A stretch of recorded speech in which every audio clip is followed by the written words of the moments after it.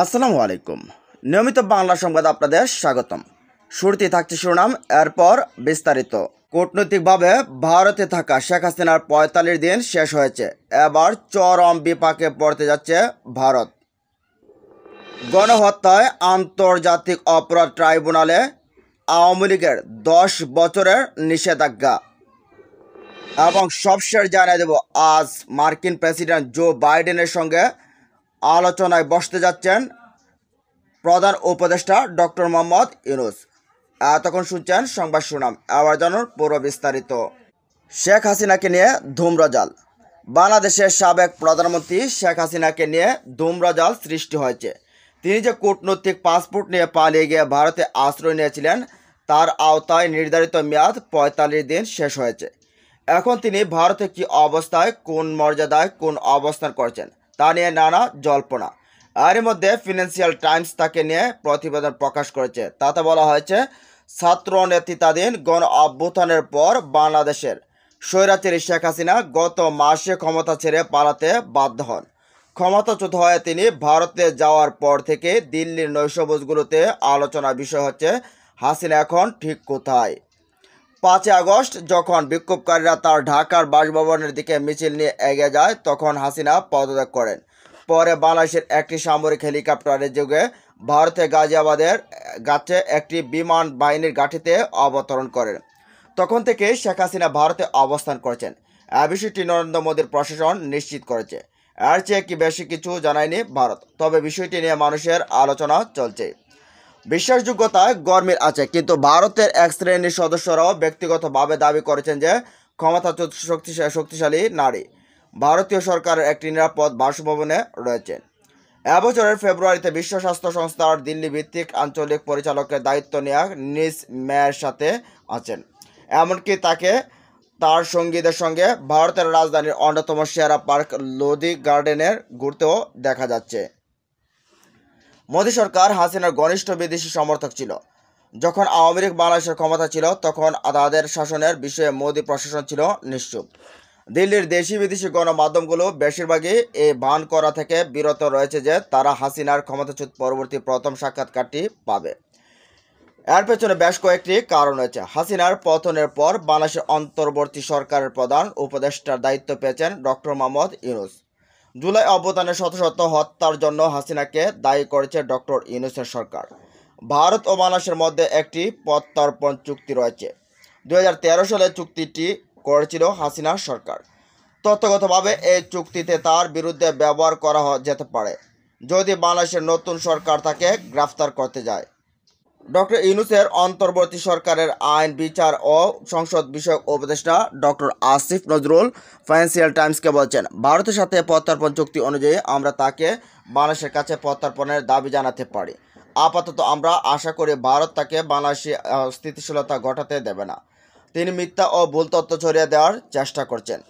হাসিনাকে দায়ী করা বিতর্কিত মন্তব্য বাংলাদেশের সাম্প্রতিক প্রতিবেদনে পড়ে। ডক্টর ইউনূস নিজেই বলেছিলেন, যতক্ষণ না বাংলাদেশ তাকে ফেরত চায়, ভারত তাকে রাখতে পারবে, তবে শর্ত হবে তাকে সেখানে চুপ থাকতে হবে। একথায় ভারতীয় কর্তৃপক্ষের কেউ কেউ বিরক্ত হয়েছিলেন।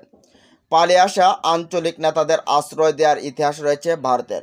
১৯৫৯ সালে চীনের অভিযানের মুখে তিব্বত থেকে পালিয়ে ভারতে আশ্রয় নেন আধ্যাত্মিক নেতা দালাই লামা। তিনি রাজনৈতিক বিষয়গুলো ভারতের বেসামরিক নির্বাসিত প্রশাসনের কাছে হস্তান্তর করছেন। তিব্বতের আধ্যাত্মিক নেতা সম্প্রতি মার্কিন কংগ্রেসের একটি প্রতিনিধি দলকে স্বাগত জানিয়েছেন। এই পদক্ষেপে চীন ক্ষুব্ধ হয়েছেন। বেইজিং এবং এর বিশ্লেষকদের মতে মোদী সরকারের সম্মতি ছাড়া এমনটি ঘটেনি। আফগান নেতা মোহাম্মদ নজিবুল্লাহর পরিবার ১৯৯২ সালে ভারতে পালিয়ে যায়। সেখানে তার স্ত্রী ফাতানা, নাজিব এবং সন্তানরা এখনও তাদের বেশিরভাগ সময় কাটান বলে জানা গেছে। তারা সাধারণ জনতার দৃষ্টি এড়িয়ে থাকেন। নজিবুল্লাহ নিজে পালানো থেকে বিরত ছিলেন এবং কয়েক বছর জাতিসংঘের একটি কম্পাউন্ডে আশ্রয় নেওয়ার পর ১৯৯৬ সালে কাবুলে প্রবেশ করার সময় তালেবানরা তাকে হত্যা করে। তার লাশ একটি ট্রাফিক লাইটের খুঁটিতে ঝুলিয়ে রাখে। ১৯৭৫ সালে যখন শেখ মুজিবুর রহমানকে হত্যা করা হয়, তখন শেখ হাসিনা নিজেও তার ছোট বোন শেখ রেহানাকে নিয়ে ভারতে আশ্রয় নিয়েছিলেন। তখন বেশ কয়েক বছর তারা ভারতে ছিলেন। ভারতের মনমোহন সিং সরকারের পররাষ্ট্র সচিব ও জাতীয় নিরাপত্তা উপদেষ্টা ছিলেন শিবশঙ্কর মেনন। তিনি বলছেন, প্রতিবেশী অঞ্চল থেকে ভারতে আসার অনেক নজির রয়েছে। আমরা সবসময় তাদের থাকার অনুমতি দিয়েছি এবং বেশিরভাগ ক্ষেত্রেই তারা আমাদের ইচ্ছাকে সম্মান করে রাজনৈতিক কার্যকলাপ থেকে দূরে থাকেন। হাসিনা ভারতের রাজনৈতিক অঙ্গনে ব্যাপকভাবে সমর্থিত। সেখানে তাকে ইসলামপন্থী চরমপন্থার বিরুদ্ধে প্রতিরোধক হিসাবে দেখা হয়। 1971 সালে বাংলাদেশের স্বাধীনতা যুদ্ধে তার প্রয়াত পিতার গুরুত্বপূর্ণ ভূমিকার জন্য ভারতে তাকে শ্রদ্ধার সাথে স্মরণ করা হয়। স্বাধীনতা যুদ্ধে বাংলাদেশকে সমর্থন দিয়েছিলেন ভারতের তৎকালীন ইন্দিরা গান্ধী সরকার। এজন্য ভারতকে বেশ মূল্য দিতে হয়। হাসিনার ক্ষমতাচ্যুত হওয়া এবং ডক্টর ইউনূসের অন্তর্বর্তী সরকার প্রধান হিসেবে অধিষ্ঠিত হওয়ার তত্ত্বটি ছিল একটি রঙিন বিপ্লব বা মার্কিন সমর্থিত একটি শাসন ব্যবস্থার পরিবর্তন, যে দেশটি 1971 সালে পাকিস্তান থেকে সমর্থন করেছিল। ভারতের মোদিপন্থী লোকজনকেরও বাইরেও এ ধারণার বিস্তৃতি রয়েছে। এদিকে আন্তর্জাতিক অপরাধ ট্রাইব্যুনাল আইনের ধারা সংশোধন, 10 বছর পর্যন্ত সংগঠনের নিষিদ্ধের প্রস্তাব। আন্তর্জাতিক অপরাধ ট্রাইব্যুনাল আইনের ধারা সংশোধনের জন্য 8টি প্রস্তাবিত খসড়া সংশোধনীতে তুলে ধরা হয়েছে। গতকাল রাজধানীর বিচার প্রশাসন প্রশিক্ষণ ইনস্টিটিউটের এক মতবিনিময় সভায় এ প্রস্তাব তুলে ধরা হয়। খসড়া সংশোধনীতে 4A, 13A ও 20A নামে 3টি নতুন ধারা এবং 3.3 ও 12.2 নামে 2টি নতুন উপধারা যুক্ত করা হয়। এছাড়া ধারা 3.2A, 4A, 4.2 ও 19 ধারায় সংশোধন আনার প্রস্তাব করা হয়।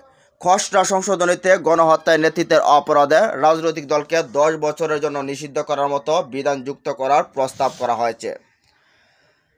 আইন বিচার ও সংসদ বিষয়ক উপদেষ্টা ডক্টর আসিফ নজরুলের সভাপতিত্বে অনুষ্ঠিত সভায় আন্তর্জাতিক অপরাধ ট্রাইব্যুনাল আইন 1973 সময় উপযোগী করার লক্ষ্যে প্রস্তাবিত খসড়া সংশোধনী প্রস্তাবন করা হয়। আইন বিচার ও সংসদ বিষয়ক উপদেষ্টা ডক্টর আসিফ নজরুল বলছেন, গত জুলাই হত্যাকাণ্ডে জনগণ নিজ চোখে দেখেছেন একটি বৃদ্ধ প্রজন্ম একটি তরুণ প্রজন্মকে উন্মুক্তভাবে খুনের নেশায় মেতেছিল। তিনি বলেন, আমাদের বুকের ভেতর যত কষ্ট থাক, যত হতাশা থাক, যত ক্ষোভ থাক, এই খুনের বিচারকে অবশ্যই সবার কাছে গ্রহণযোগ্য হতে হবে। আমরা প্রতিশোধ বা প্রতিহিংসার বিচার করতে চাই না, আমরা সুবিচার নিশ্চিত করতে চাই। আসিফ নজরুল বলেন, অতীতে দেখেছি এদেশের বিচারের নামে কী ধরনের অবিচার হয়েছে। আমরা বাংলাদেশিদের প্রতিটি মানুষের কাছে এবং আন্তর্জাতিক বিশ্বের কাছে গ্রহণযোগ্য বিচার নিশ্চিত করার চেষ্টা করব। ডক্টর আসিফ নজরুল বলেন, আন্তর্জাতিক অপরাধ ট্রাইব্যুনালের কার্যক্রমকে সচল করার লক্ষ্যে ইতিমধ্যে প্রসিকিউশন ও ইনভেস্টিগেশন টিম গঠন করা হয়েছে। এখানে আমাদের জন্য গুরুত্বপূর্ণ চ্যালেঞ্জ বোর্ডকে পুনর্গঠন করা। আমরা এখনও আন্তর্জাতিক অপরাধ ট্রাইব্যুনাল আইন 1973 সংস্কার উদ্যোগ নিয়েছি, যারা এ বিষয়ে বিশেষজ্ঞ তাদের সবার মতামত নিয়ে এ আইন সংশোধন করা হবে।